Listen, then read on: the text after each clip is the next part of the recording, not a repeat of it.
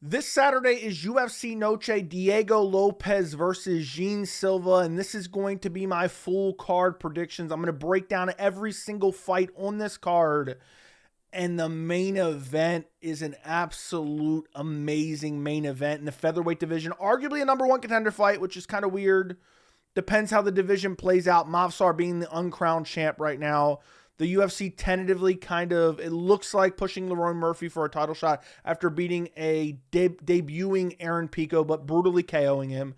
But outside of the main event, I got to be honest, there's not really a whole lot to get excited about. Co-main event, Rob Font versus David Martinez.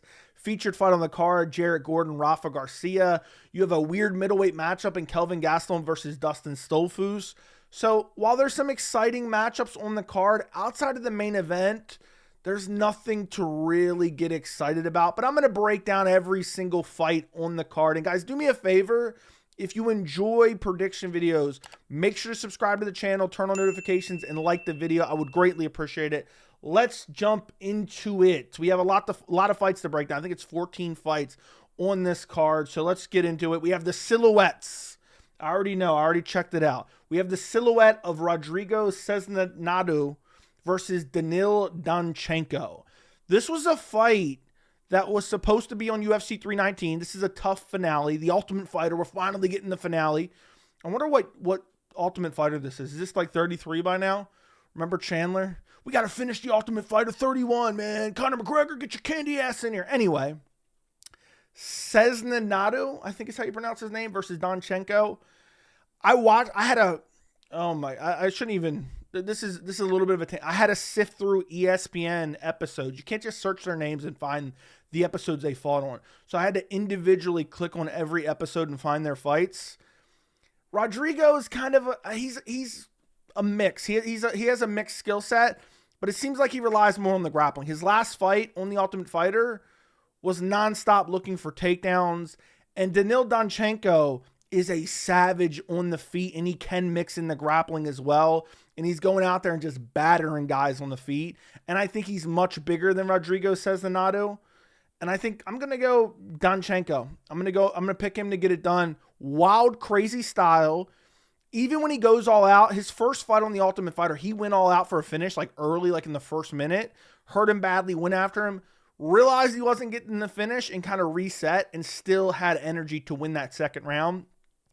And I don't think Rodrigo Sezinando is going to be able to take him down and control him. And I think that's what he's going to need to do. He's a good striker as well. He's not just, he's going to go out there and look to take you down.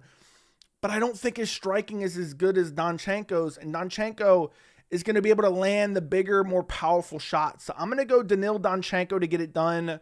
I'm going to say like a second round TKO. He fights like a madman. I think he's a very exciting fighter. I don't know how good he truly is.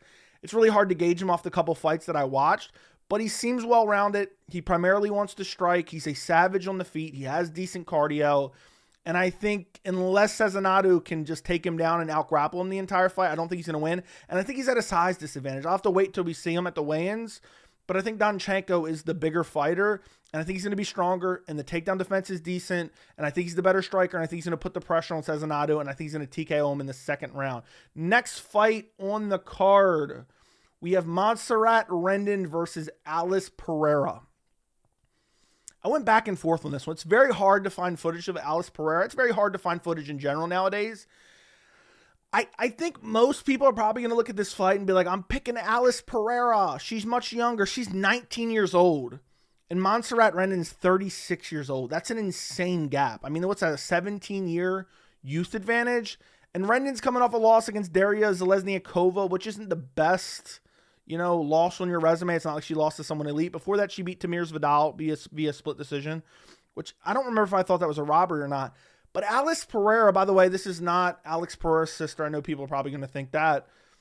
The opposition she's fighting isn't great, and she hasn't even looked particularly good. 12-8, 2-0. She finished a girl who was 2-0. Before that, she finished a girl who was 0-0. Before that, beat a girl who was 1-6. Before that, beat a girl who was 0-1. I'm sifting through this horrible footage on YouTube of Alice Pereira. Maybe I'm not looking in the right spots. She seems fast. She seems like she has okay striking. her grappling kind of looks shit. And I'll be honest. If I'm Montserrat Rendon at damn near 37 or 36 and a half years old, I'll be damned if I let a 19-year-old whoop up on me. So I think 5-0, inexperienced. I know Rendon's kind of scrubby, but I don't know if I trust 5-0 beating up on 0-0 girls to get it done. I don't trust it. Maybe she's 21. Maybe I pick her. But I'm not. I think Rendon can get it done. She beat Tamir Vidal, who has good power, who's okay. I mean, the whole entire, women's bantamweight division is kind of scrubby. But I'm going to pick Montserrat Rendon to get it done. I know the easy pick is say Pereira gets it done. She's younger, probably faster. I just think there's I know Rendon's only 6-1, but she's fought way better opposition in her last two fights, Lesniakova and Tamir Vidal. I'm going to pick her to get it done over Alice Pereira, who's very young, has a lot of, skills to work on, and is at the very, very beginning of her career. I think she's going to lose this fight. I'm going to go Montserrat Rendon in a close decision win where she's able to mix in the grappling and take her down and beat her up and control her.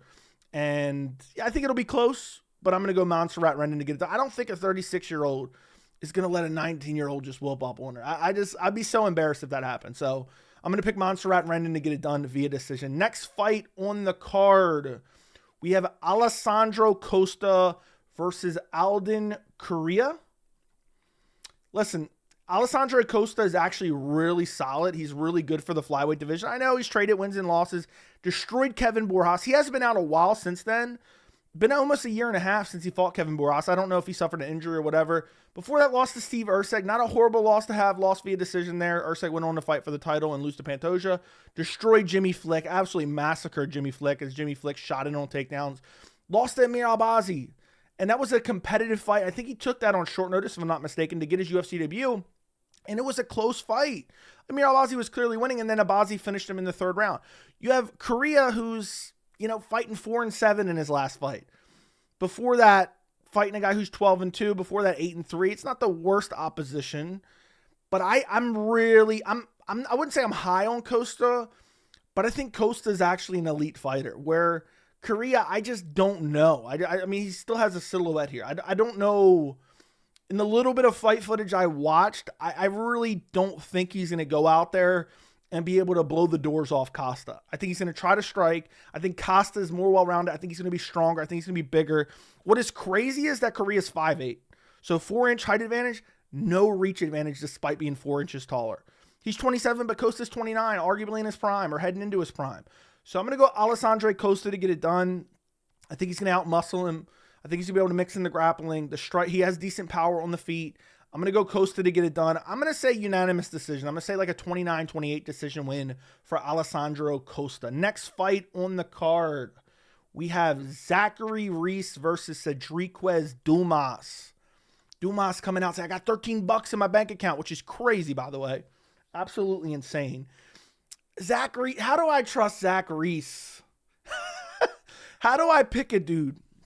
Please tell me this. How am I supposed to pick a dude that got Batista bombed by Cody Bumditch? Okay, Mr. DQ Queen. How do I pick him? But Dumas is trash. I don't know. I really don't know in this one. I know my gut tells me go Zachary Reese. Dumas' striking isn't that great. He can grapple a little bit, but is he going to be able to out-grapple Zachary Reese, who's huge? He's coming off Dumas is coming off a loss against Mikhail Olashechek, where he got brutalized there. Had a win over Dennis Tululin, who's not good. Lost to Norsalt and Rusaboyev, but there was an eye poke there. Before that, it beat Abu Azaitar, who I actually picked against him in that fight, and beat Cody Bumditch. So we got an opponent in common. Dumas beat Bumditch, and Zachary's got Batista bombed into oblivion by him. And I think his home state, too. I think this is trickier. Let me look. 87% is picking Reese on Tapology. I think it's a lot trickier than that. I could see Dumas winning this fight, but I'm not going to pick him. He's not making the smartest decisions outside the octagon. I'm not going to trust that he's got a great training camp around him. I'm not going to trust that he comes in with a good game plan. Zachary Reese has good power on his feet. I know he kind of went to war with Jose Medina, but he was looking for the finish early and he kind of tired out. He lost to Azamat Bakoyev, but Bakoyev's looking very, very solid. Beat Dusko Todorović.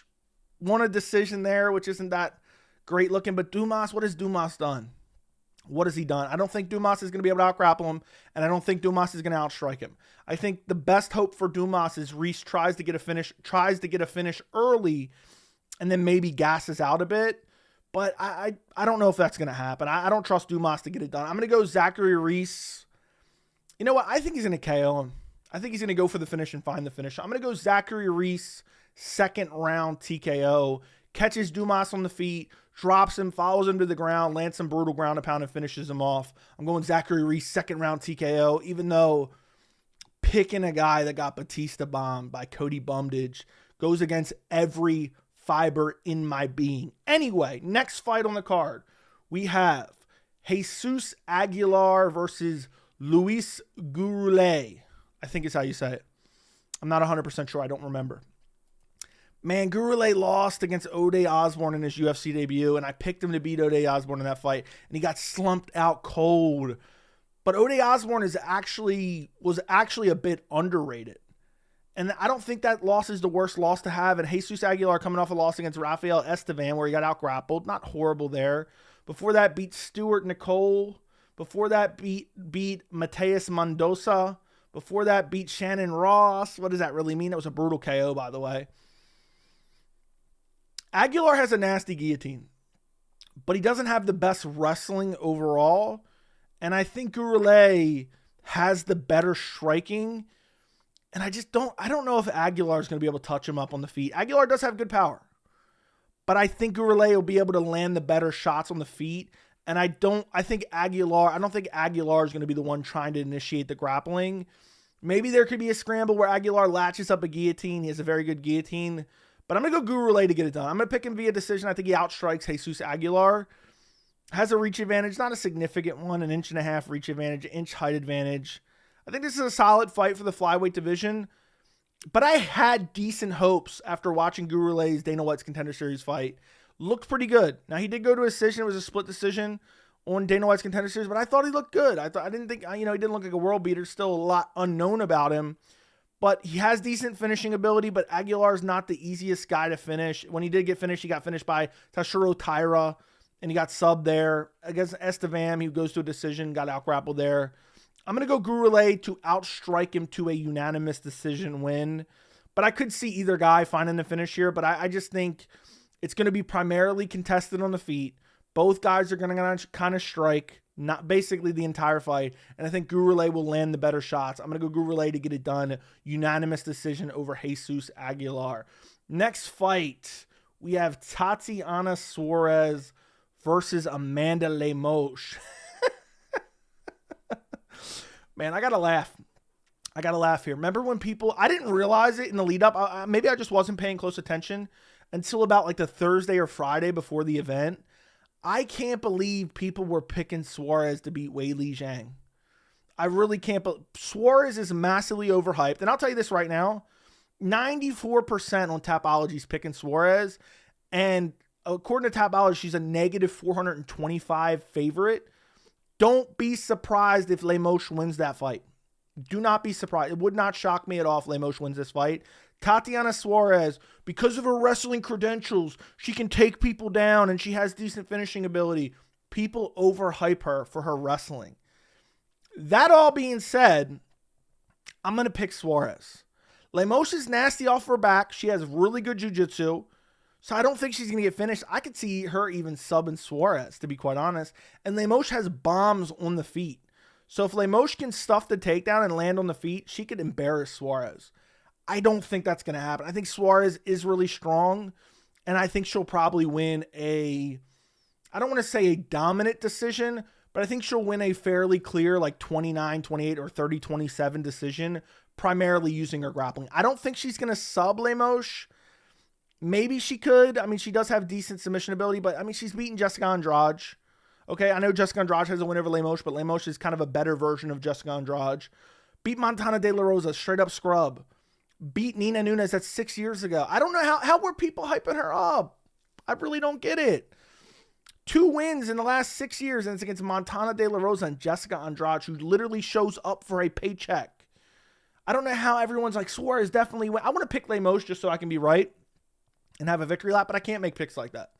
Okay, I can't make picks like that. Lemos is the far better striker. Lemos is not easy to control. She gets taken down. She got out-grappled by Wei Li, but she doesn't just accept the position. She's throwing shots off her back. She's trying to transition. She doesn't get tired. She has 5-round cardio. I know this fight isn't 5 rounds, but ultimately I think the wrestling of Suarez and the control time of Suarez will most likely get it done, but don't be shocked if Lemos whoops her, and it'll be hilarious. I'll be laughing on stream if Lemos just boxes her up and stuffs the takedowns. But I'm going to go Suarez to get it done, probably via decision, just control time, gets her down. She could find a finish. I could see her finishing Lemos, but I don't think that's going to happen. So I'm going to go Suarez via 29-28 decision win. Next fight on the card, we have Claudio Puelles versus Joaquim Silva. Claudio Puelles likes to drag his ass on the cage or on the octagon floor. Lost to Ferziem in his last fight. Shouldn't have been a split decision. Got destroyed by Dan Hooker. That was 3 years ago. It's been super inactive. Hasn't fought in a year and a half. Joaquim Silva hasn't fought in a year and a half almost as well. And lost to Jakar Close in his last fight. Before that, beat Clegweed and the boys. Before that, lost to Armin Saryuki and got finished there. But had a moment in that fight. Joaquim Silva's takedown defense isn't all that great. His wrestling isn't all that great. But Puelles, people sometimes confuse elite jiu-jitsu with elite wrestling. It's very weird. Like, just because a guy is able to get guys down and get submissions doesn't mean their wrestling is all that great. Sometimes they have bad entries, and any guy with decent takedown defense can shuck them off and whoop their ass on the feet. And that's kind of what Dan Hooker did to Claudio Puelles. If Puelles gets him down, he can get this up. He can sub him for sure. But does he get him down? I mean, that's crazy. Joaquim Silva got finished by Ricky Glenn. Now, that was 4 years ago. And also, I don't like that Joaquim Silva's 36 years old. I think this is kind of a trap fight because I could see Puelles getting it done. I really could see him getting it done, like pulling guard and subbing Silva. But his striking is straight up dog shit. But he is 29. Maybe he's gotten better in the last year and a half. See, this is what makes a fight tough to pick. How much better has Claudio Puelles gotten in the last 6 months or so? Because I want to say Joaquim Silva brutalizes him on the feet and finishes him on the feet. But I don't know. If Ferziem didn't finish him on the feet, you know what? I'm going to pick the younger guy. I'm going to switch my pick. And usually when I do this, I'm wrong. I was going to pick Joaquim Silva, maybe TKO or decision win by stuffing the takedowns. I'm going to say Puelles has improved. I'm going to say Puelles creates a moment on the ground, gets a takedown or pulls guard, and then transitions on top, or Silva slips and Puelles gets top position with like 4 minutes left in the round. I'm going to say Puelles gets it done. I'm going to say second round submission. I'm going to say Puelles second round knee bar. He loves the knee bar. Somehow, some way, even though his wrestling isn't that great, he's going to find a way to get Silva on the ground. Silva might slip up throwing a shot, or he's throwing a big shot and gets his leg kicked out from underneath of him. And I'm going to say Puelles, at a younger age, desperate for a win, is going to get it done over Joaquim Silva. I'm going to say Puelles second round knee bar. Could be pulling guard. Could be a weird spot where he gets dropped, but he's not hurt badly, and Joaquim Silva jumps in over aggressive for a finish. Puelles sweeps him, ends up on top. The next thing you know, he's getting a knee bar. But I'm going to go Puelles second round sub. I might live to regret this pick, but I'm going to pick Puelles to get it done. Next fight on the card, we have Jose Daniel Medina versus Dusko Todorović. Another tough pick, man. Two bummy middleweights. Talk about bummy middleweights. Both on 3-fight losing streaks. Jose Medina lost to Eteba Gutierrez, which isn't horrible. Got absolutely destroyed there. Was taunting kind of on the feet when he was getting outclassed. And next thing you know, he's sleeping. Before that, lost to Zach Reese in a war. Before that, lost to Magomed Gadziev Sulov on Dana White's Contender Series. So he should have never even got a contract. But I think he did because he stepped in on short notice against Zach Reese. And now he's on a 3-fight losing streak. He's 34 years old. He's taking on Dusko Todorović, who's on a 3-fight losing streak himself. Lost to Zach Reese, lost to Mansour Abdul Malik, and lost to Christian Leroy Duncan. Nasty knee injury in that fight. I could see Medina getting it done, man. His boxing isn't horrible. He's gritty. He does have a decent chin. I know he got finished by Gutierrez, but Todorović doesn't have that type of power. I don't think I can pick Jose Medina. He really shouldn't be in the UFC. He's 11-5. I know Todorović is 12-6, but at least he has a win over Jordan Wright. But he was kind of getting touched up in that fight, if I remember correctly. I didn't rewatch that recently. I'm going to pick Todorović to get it done. I'm going to pick this. This is going to be a fight card where you could get a lot of picks wrong on this one. But I have to go Dusko Todorović to get it done on the feet here. And probably mixes in the grappling a bit as well. Medina, tough, but how's his confidence going to be after getting brutalized by a Teba Gutier? I don't know. And I think Todorović, younger fighter, overall, when I was somewhat high on him at one point, not really high on him, but overall in their best moments in their UFC career, I think Todorović looks leaps and bounds better than Medina, getting outclassed by Zach Reese and almost getting finished by Zach Reese. I think Todorović gets it done. I'm going to pick him to get it done. I'm going to say decision. I'm going to say Medina survives to a decision, but Todorović gets it done. The more well-rounded mixed martial artist, where Medina just primarily wants to strike. But who knows? Who knows? We might see Todorović get extended to a 4-fight losing streak. But this is a fight that truly, they are fighting for their jobs. So we might see desperation from Jose Daniel Medina. But I'm going to go Dusto Todorović to get it done via decision. Next fight on the card, the featured prelim. We have Alexander Hernandez versus Diego Ferreira. Man. What a tough fight here. What a tough fight here. And why is Tapology a different order? Let me check something out real quick. Okay, they just have it a little bit different, okay, on Tapology. Maybe that's I don't know which one's the right bout order, but either way. This is a tricky fight. Alexander Hernandez, quick turnaround after brutalizing Chase Hooper, but was losing that fight up until he got the finish at the tail end. Before that, beat Kurt Holloway. Before that, beat Austin Hubbard. He beat two scrubby guys, and then he beat Chase Hooper, who was on a kind of a decent win streak. But man, Diego Ferreira is actually pretty decent. Lost to Grant Dawson in his last fight via decision. Not a horrible loss to have. Beat Mateusz Rebecki.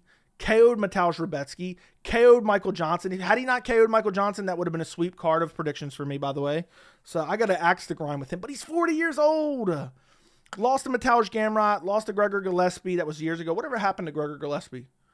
I would love to know whatever happened to Gregor Gillespie. That's crazy. But dude was begging for a Tony Ferguson fight. I'll never forget that when I first started my channel. Around that time, he was begging for a Tony Ferguson fight. I'm going to tentatively go with Alexander Hernandez to get it done. On a 3-fight win streak, riding a little bit of momentum, 32 years old, going on 33, versus a damn near 41-year-old Diego Ferreira. Hernandez, I know sometimes gasses out, but I don't think Ferreira is going to make him work that hard in the grappling. Hernandez has decent takedown defense.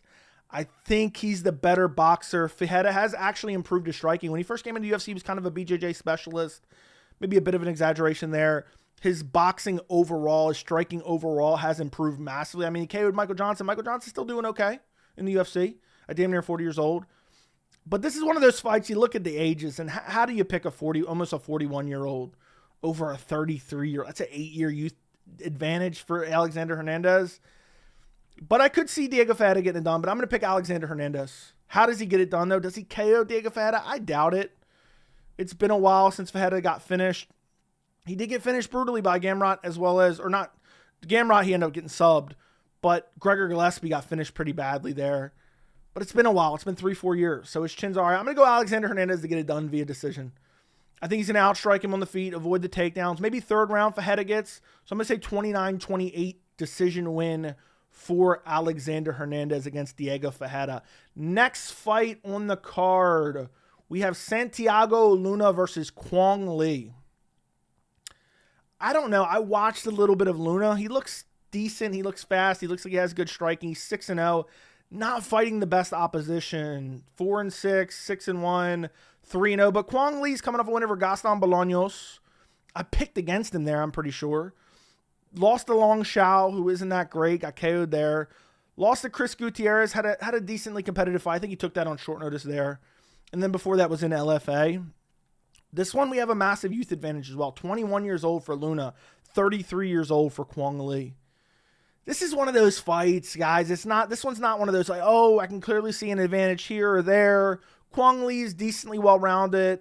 He'll mix in the takedown, has decent striking.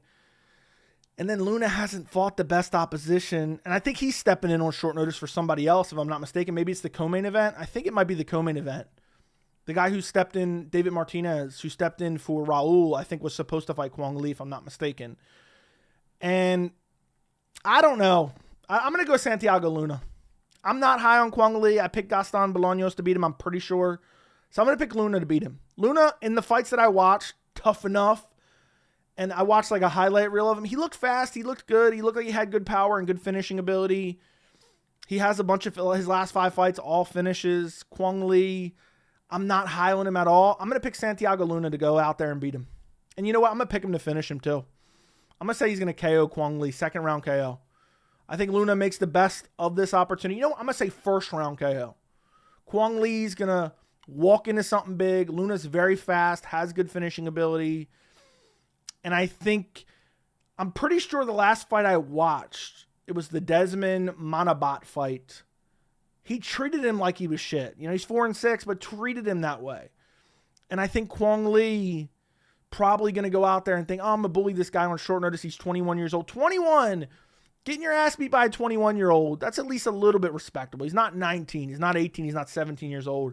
I think Santiago Luna goes out there, gets it done. I'm going to say first round KO, makes a name for himself on UFC Noche. Mexican fighter coming in on short notice, feeds off the crowd, goes out there, puts Quang Le away in the first round. That's what I'm sticking with. That's what I'm going to stick with. I'm going to go Santiago. I'm going to go to silhouette of Santiago Luna to get it done over Quang Le. Next fight on the card. Weird middleweight matchup here. We have Kelvin Gastelum versus Dustin Stoltzfus. Kelvin Gastelum, man, how is he only 33? He feels like he's like 39 at this point. Lost to Joe Pyfer in his last fight. Went to decision with Joe Pyfer, which is decent that he didn't get finished. Showed he's still durable. Before that, beat Daniel Rodriguez. Before that, lost to Sean Brady. Before that, beat Chris Curtis, but it was kind of controversial because of a head clash. Before that, lost to Jarrett Cannonier. Dustin Stoltzfus has never been like a top of the food chain middleweight. I know Gastelum really isn't anymore. Stoltzfus lost to Nursultan Ruzaboyev in his last fight. Beat Marc-Andre Barrio. Lost to Bruno Ferreira. Beat Punahele Soriano. Lost to Abus Magomedov. I think every time Stoltzfus gets a little bit of a step up in opposition, he loses. I really think that's the case. I mean, Nursultan Ruzaboyev, not that he's the greatest fighter. You know, I know his celebration with his coach is really off the charts, but I think Nursultan's a decent fighter. Goes out there, loses to him. I think Bruno Ferreira, a decent middleweight fighter, has the potential to be ranked at some point, gets brutalized, spinning back elbow KO. Fights Abus Magomedov, who I know doesn't have the best cardio, but a very good fighter. Goes out there, gets brutally KO'd in like the first minute or so of that fight. His wins against Punahele Soriano and Marc-Andre Barrio aren't that good. And meanwhile, Kelvin Gastelum, listen to the guys he's fighting. Joe Pyfer, Daniel Rodriguez, not that good. Sean Brady at welterweight. Chris Curtis at middleweight. Jarrett Cannonier before that. Robert Whitaker. Kelvin Gastelum just is a blown-up middleweight. Honestly, Kelvin Gastelum with the right nutritionist probably could be a damn lightweight. I'm picking Kelvin Gastelum to get it done. I think his striking is really good still. I think he has really good durability. I think he's going to be undersized in this fight. I mean, 3-inch height advantage and a 4 or 3.5-inch reach advantage for Stoltzfus. But Stoltzfus is primarily a kickboxer, and I think Kelvin Gastelum's going to crowd him, use the dirty boxing, or not even dirty boxing, in close boxing, land the better shots. And I'll pick Gastelum to get it done. Gastelum's been trading wins and losses for the last 5 fights. I think he gets another win here. He comes off a loss against Joe Pyfer. Joe Pyfer isn't putting him away. I don't think Stoltzfus is putting him away. So I know Gastelum has kind of fallen off. You know, at one point he's taking the smoke to Adesanya, you guys may or may not know. I think in this fight he beats Stoltzfus. I don't think Gastelum is that washed up. I want to see the weigh-in. If he comes in, he's a pound overweight, and he misses weight, and Stoltzfus takes a cut of his check. I mean, even at that point, I still would take Gastelum, because if he's missing weight, he's going to come in, and he's probably going to win. Most guys who miss weight do. But I just don't see where Stoltzfus beats him. Was he going to head kick him at range? I think Kelvin Gastelum closes the range, lands the better shots, and probably wins a decision. Maybe even finishes Stoltzfus. I could see Gastelum TKOing him in like the second round. But I'm going to say Gastelum gets it done. Unanimous decision, 30-27 decision win. And this is an important fight for Gastelum. He loses to Stoltzfus. Basically, his career's over. I know his career, he's not really a top middleweight anymore. He loses to Stoltzfus. I mean, imagine losing to Stoltzfus. Really embarrassing for a guy who was once competing for the title against Israel Adesanya. I'm going Kelvin Gastelum to get it done via decision. Next fight on the card, we have the featured fight of the night. Rafa García versus Jared Gordon. Jared Gordon's actually criminally underrated for 37. Went out there, brutalized Thiago Moises. Before that, lost to Nazareth Haparas, but it was a close fight. Before that, beat Mark Madsen, brutally KO'd him. Before that, The clash of heads against Bob Green. Before that, lost to Paddy Pimblett. Beat Paddy Pimblett. Look where Paddy Pimblett's at now. Paddy Pimblett, basically Jared Gordon was the guy who made Paddy Pimblett criminally underrated for a while because he beat him. Rafa Garcia coming off a win over Vince Pichel. Old as a bag of dog shit. I mean, a white bag of dog shit. Before that, Grant Dawson, lost to Grant Dawson, got finished there brutally. Before that, got a win over Clay Guida, decision win. Before that, beat Mahashate. Before that, lost to Jakar Close. I'm going Jared Gordon. I think this is a no-brainer. I really do. I think Jared Gordon, he's not going to get out-grappled here. I think it's going to be primarily standing, and I think Jared Gordon is the better striker. I know Garcia is 6 years younger, but I don't see that. I don't think Rafa Garcia is all that good. Again, his wins, Mahashate, Clay Guida, and the boys. I wouldn't want to kick it with Clay Guida and his fucking boys. Vince Pichel, all these dudes are old, and he's going to decisions with them. You're telling me he's going to beat Jared Gordon, who's going out there and brutalizing Thiago Moises, who would probably beat Rafa Garcia? And I know MMA math doesn't always work, but I'm going to pick Jared Gordon to get it done. Probably a decision. Avoids getting taken down. I could see him grappling Rafa Garcia, taking him down, pushing him against the fence. Did it a bit against Paddy Pimblett. I could see Jared Gordon just mixing it all together, and I'm going to pick Jared Gordon to get it done. I'm going to say a 30-27 decision win for Jared Gordon in the featured fight of UFC Noche. A little bit of a letdown. I got to be honest. A little bit of a letdown that this is the best they had to offer for UFC Noche is Rafa Garcia, Jared Gordon. But anyway, next fight on the card, co-main event. We have Rob Font versus David Martinez. Now, David Martinez, I believe, was supposed to fight lower down the card. Raul Rosas Jr. was supposed to fight Rob Font in the co-main event, had to pull out. This is a tricky fight too, because David Martinez, young, up-and-coming guy, has slick boxing, very fast, has decent finishing ability, brutalized Simon Oliveira in his last fight. Before that was on Dana White's Contender Series. Getting a massive step up here. I mean, this is a massive opportunity for Martinez, the Mexican fighter coming in co-main event of UFC Noche. A big platform. He's going to be more motivated than ever against an aging Rob Font, who's 38 years old, who's coming off a razor-close win over Jean Matsumoto. Before that, beat Kyler Phillips. Before that, lost to Devison Figueiredo. Before that, lost to Corey Sandhagen. Before that, beat Adrian Yanez. I could see this going to David Martinez because the young perpetually eat the old. But am I ready to make that pick? I don't think so. On short notice, is he going to out? I don't think he's going to mix in the grappling. I could see him being faster, but Rob Font has a nasty jab. He's decently defensively responsible. I know he's getting old, but he's not washed up yet. And Jean Matsumoto was able to mix in the grappling. I don't know how much David Martinez is going to mix in the grappling. So I think this is going to be primarily standing. I think Rob Font can keep that high guard, pump the jab, and probably outstrike David Martinez to a close decision win. I do think, one of these days is going to be, the moment where you're like, oh shit, Rob Font's done. This could be the moment where David Martinez goes out there and just starches him in like the first or second round. And then we're like, oh shit, Rob Font is done. And David Martinez made the most of this opportunity and his striking is unbelievable and he has nasty KO power. And he is a 12-1 guy. Hasn't lost in a long time. Bunch of finishes too in his last 5 fights. And so this is a massive opportunity. And I do think, like, watching back his fight against Simon Oliveira and Xavier Franklin, which wasn't the best performance on Dana White's Contender Series, I do see the potential for him to go out there and tag up Rob Font and potentially even get a finish. I mean, he's going to war with Jean Matsumoto. He beats Kyler Phillips. I think I picked Kyler Phillips over Rob Font. So I do see that, but I'm going to have to stick with Rob Font on this one. I think he's going to go out there, be the more technical striker. As long as he doesn't get clipped early, I think Rob Font wins this fight. He has very good striking. And I think, even though he has kind of pillow hands a bit, he did KO Yanez. Another guy coming up, trying to make a name for himself, younger guy, who a lot of people were high on. Everyone was picking Yanez. I picked Rob Font in that fight. I think this is a similar situation where Rob Font kind of says, look, let's pump the brakes. It's a little bit too early. I'm going to pick Rob Font to get it done via decision over David Martinez. Primarily just outstrikes him. Maybe Rob Font loses the first round, gets damaged up a bit. Maybe he gets hurt. But then Martinez is going to slow down, have an adrenaline dump, and Rob Font's just going to be pumping the jab. So I'm going to pick Rob Font to get it done via decision. I'm going to say 29-28 decision win for Rob Font. Next fight on the card, the main event, Diego Lopes versus Jean Silva. I love this main event, boys. I really, really do. I haven't really had any second thoughts on this matchup. I really haven't. Diego Lopes is a good fighter. He is criminally overrated. I don't get why people act like he's so good. And I understand, okay, he had a hard-fought fight with Alexander Volkanovski. Volkanovski's getting older and slower and was coming off back-to-back KOs before that. Got KO'd by Topuria. Got KO'd by Islam. And then, okay, Diego Lopes does something. Okay, he, landed some shots, but he got outclassed by Volkanovski.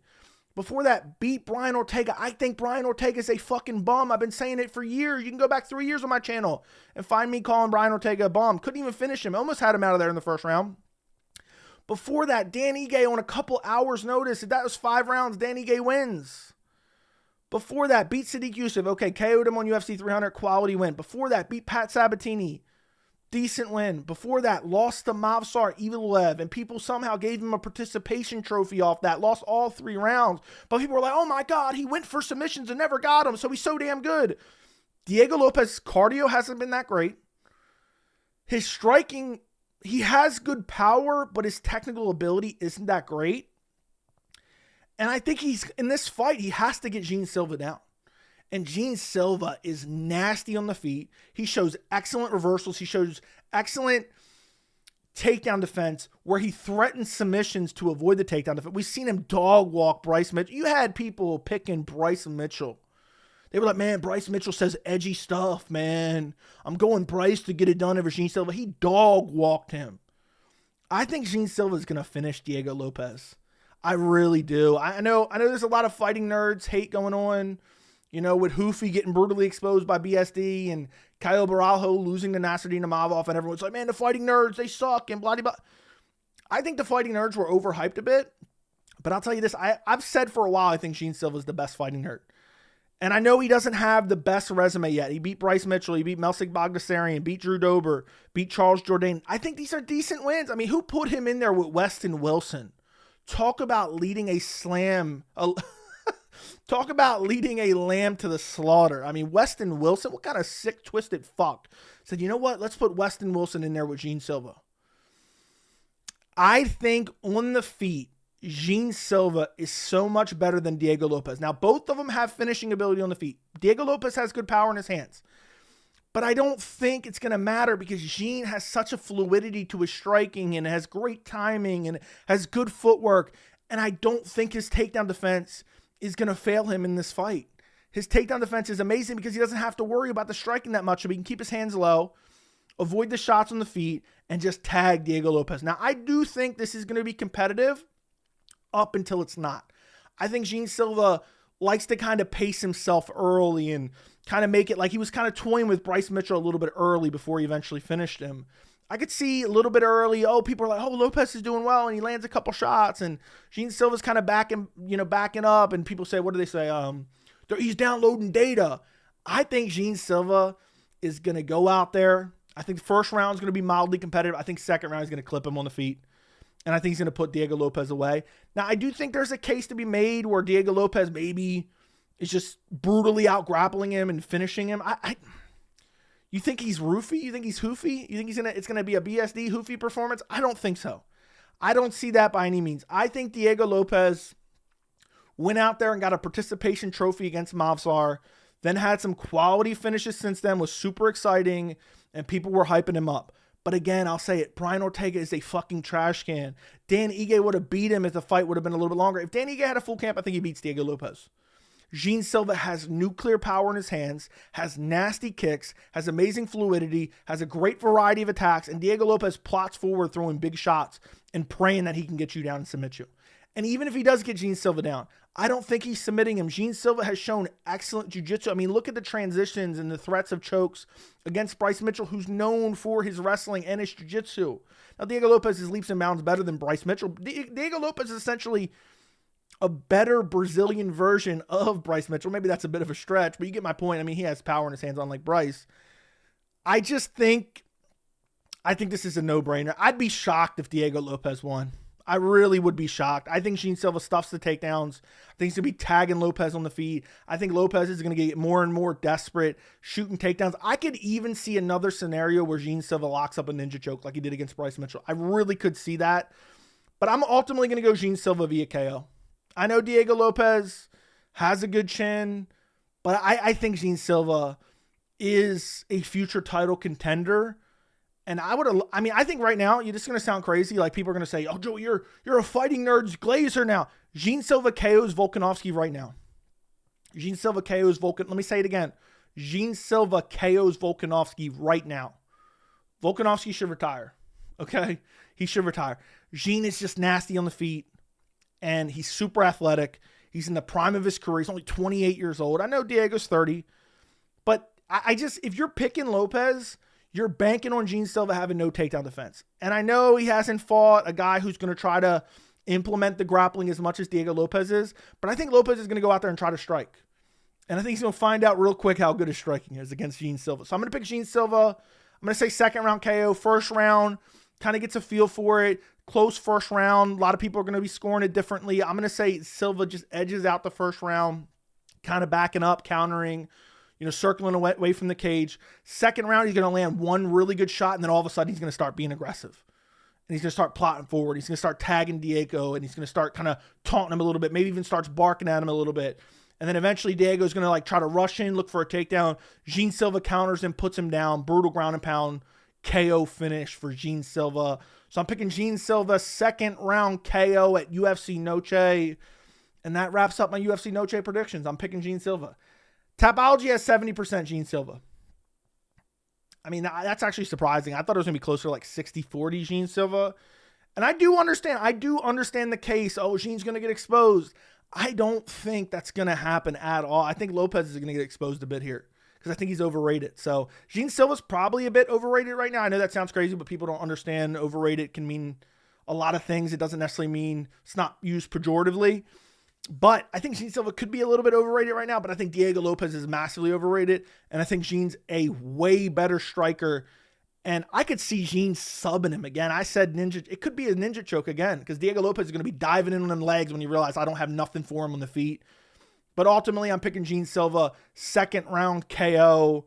Let me know what you guys think down in the comments. Like the video, subscribe to the channel. I'll be live on Saturday for UFC Noche if you care to join me and see my reactions. Thank you so much for watching, and I'll see you in the next video.